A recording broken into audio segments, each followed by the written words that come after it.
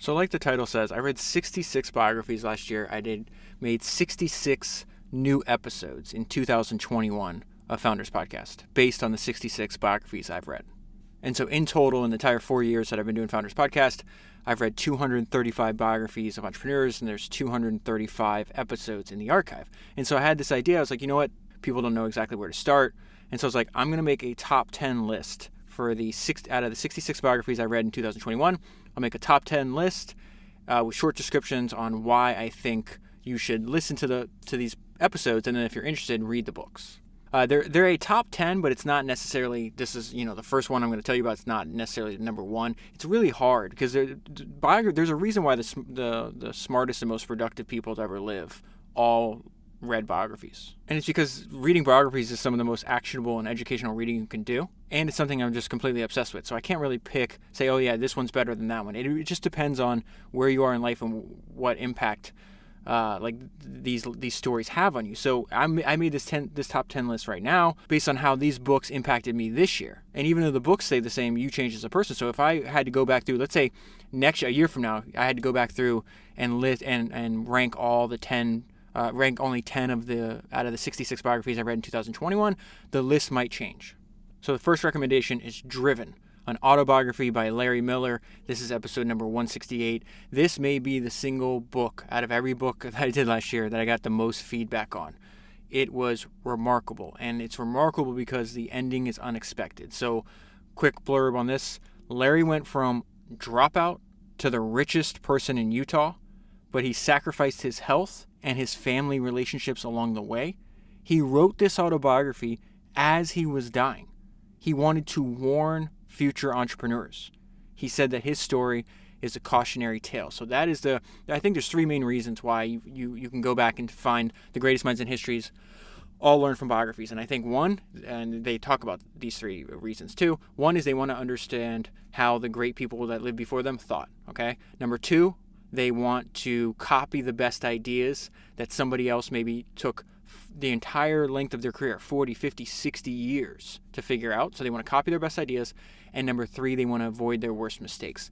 There is something in human nature that when people get to the end of their life, they want to document that information and pass it on to the future generations. Almost no entrepreneurs write autobiographies when they're still in the midst of the career. It's when they're at the end. Whether they're 60, 70, 80 years old, or if they happen to know they're dying. In Larry's case, he was dying little by little. He died early because he really abused his health. Same thing with Sam Walton. Sam Walton has a fantastic autobiography. He wrote it when he had cancer and he was very, very sick. And he says so in the book. If I wasn't sick, I wouldn't be taking the time to write this biography. So that's the first one. And again, don't worry, these are all going to be listed down below. Number two, I've never, ever come across anybody like this person. So number two is episode number 171. It is The Billionaire Who Wasn't, how Chuck Feeney secretly made and gave away a fortune. So Chuck Feeney he's still alive, by the way. Chuck Feeney made $8 billion in cash, by the way, and gave it all away while he was still alive. He lives now in like a tiny apartment in San Francisco. I think he kept $2 million just to live on until he dies out of the $8 billion he made. He was a gifted entrepreneur who secretly created a cash flow machine. This story is crazy, and insisted on living life on his own terms. So he built pretty sure he didn't even raise any money, built a business with his partners that produced billions and billions of dollars in cash flow, and then they went up selling it towards the end, and then he gives everything away. It's just a crazy story. The book is amazing too. Number three, one of my favorite people that I've read his books. I loved his shows. Was episode number 219, Anthony Bourdain, the definitive oral biography. So his longtime assistant interviewed like 100 people that knew and worked with Tony Bourdain, and she put these like edited interviews into a book that was just amazing. So my short description on this was a short life filled with euphoria and terror, a world-class storyteller plagued by demons. This book shows the complete Tony, a mass of contradictions just like the rest of them. He was a real person that's missed by millions and millions of people. Number four, another one, I'm going to repeat myself because every time you read a biography, right, by definition, you're learning from people that lived a life so remarkable that somebody decided to write a book about it. So I didn't know who this person was before I read the book. This is episode number 223. The book is called Unstoppable, Siggi Wilzig's Astonishing Journey from Auschwitz survivor and penniless immigrant to Wall Street legend. My description of the book was Auschwitz survivor, Nazi hunter, penniless immigrant, relentless entrepreneur. Reading this book will put your troubles into perspective and make you think twice the next time you're tempted to quit. Number 5, Authentic, a memoir by the founder of Vans. So this is by Paul Van Duren. He's the founder of Vans, the beloved shoe company. It almost has like a cult following. What's crazy is he wrote the same situation I was just telling you. They don't write autobiographies until they're towards the end of their life. He was 90 years old when he wrote this book. So this is what I said. Paul grew up with no indoor plumbing, started working at the age of 6, dropped out of school in 9th grade, and created the beloved shoe brand Vans. Reading this book gives you the opportunity to have a one-sided conversation with a 90-year-old founder. Number 6. Oh my goodness. Number 6 is episode number 212, Michael Jordan, the Life, 700 pages on how Michael Jordan approached his craft. I have thought about this book every day since I reread it. It blew my mind. I will definitely be rereading this book in the future. When I do reread books, so 6 out of the 66 books I read last year where I had read for either the second or third time. Every time I reread a book, I make a new episode about it. Because again, the book stays the same. You change as a person. So there's been cases where I read a book maybe 3 years ago, made a podcast on it. Now, 3 years later, I've read 200-something biographies. Like, I've obviously learned a lot. That knowledge is compounded. That changes how I see the words on the paper. Just like the way I want founders. When you listen to founders, it's impossible for you to be the same. There's no way that you're going to download the best ideas to copy and the worst ideas to avoid, or worst mistakes to avoid, from hundreds of history's greatest founders and be the same. That's just impossible. So Michael Jordan, the Life, number 212, absolutely love that book. Just his dedication to practice, the fact that he was able to live in the moment. There's just tons of ideas that, again, he used to get to the very top of his profession that we can then copy and use to try to get to the top and be better at our work, right?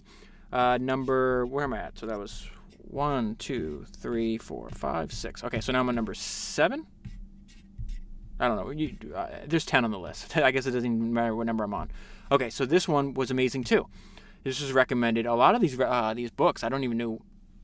I'd never heard of them before, but they're recommended because there's thousands of entrepreneurs and investors that listen to founders, and entrepreneurs and investors read a hell of a lot more than the average person. And so every day I get messages for new book recommendations. This one was recommended to me, and it blew my mind. It is Stephen King's Autobiography. Okay, I've never read any Stephen King's books. I just know that he's a gifted writer. He's got a lot of following. He sold like 350 million books. This is the only book of his I've ever read, and it was amazing. It's called Stephen King on Writing a Memoir of the Craft. This is my short blurb about it. This book emphasizes practice. So I'm basically describing Stephen King, not even the book. So Stephen King emphasizes practice, the importance of practice, being immune to rejection, superhuman persistence levels, blue-collar work ethic applied to a creative endeavor, work that feels like play, and soul in the game. Every founder will learn something valuable from this book, no doubt.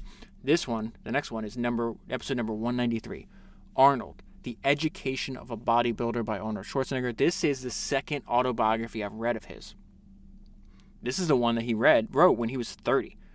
And his other book is also in the archive. It's also amazing. Both of his books have been absolutely amazing because you get to study somebody that's unapologetically extreme. So what I said about this book is, listen, just read the first 113 pages. So it's in two sections. The first 113 pages of this book is what I cover on the podcast. The second part is like his workout routine and all that stuff. It's essentially the autobiography of a 30-year-old Arnold Schwarzenegger who talks about his approach to becoming the famous, the most successful bodybuilder ever lived. And at the end of the book, he lifts off. He says, the same process that I used to get to the top of this profession, I'm going to use to build my business empire. I'm going to use to become the most famous actor, successful actor in Hollywood. He calls his shot way before and then he goes out and does these things. So he predicts his future success.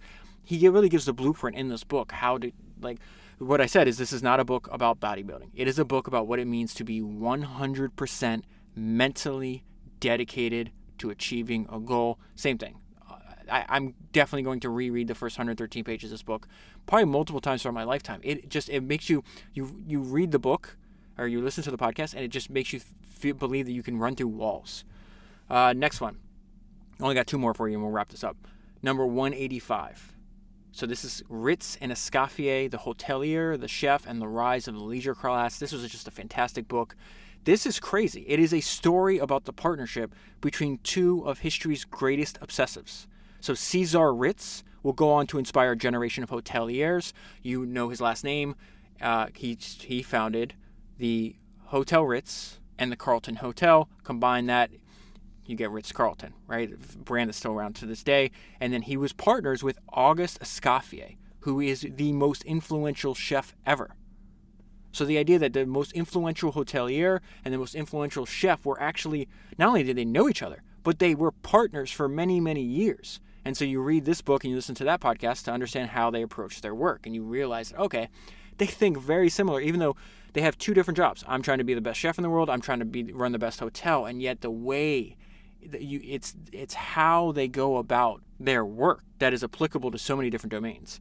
And then finally, this was amazing. This is number 170, My Life in Advertising by Claude Hopkins. This book is 100 years old, and it's filled with timeless wisdom from the greatest copywriter to ever live. So Claude Hopkins in turn inspired generations of advertising executive founders. So David Ogilvy, Albert Lasker, all these other people. And the importance of learning from him is because he teaches you how to sell your product. And as any entrepreneur, the history of entrepreneurship is very clear about this. It's great that you can make a good product, but that's not enough. Everything has to be sold all the time. Claude teaches you how to sell, he talks about he became the greatest copywriter ever lived. How did that happen? And he goes through in the book exactly, not only just to give you the ideas on advertising, sales, psychology, and all this other stuff, but how he applied that to his own work. So you read this book, you listen to that podcast to learn how Hopkins got to the very top of his profession. And then there's a twist at the very end of the book, and why he would advise his son not to follow in his footsteps.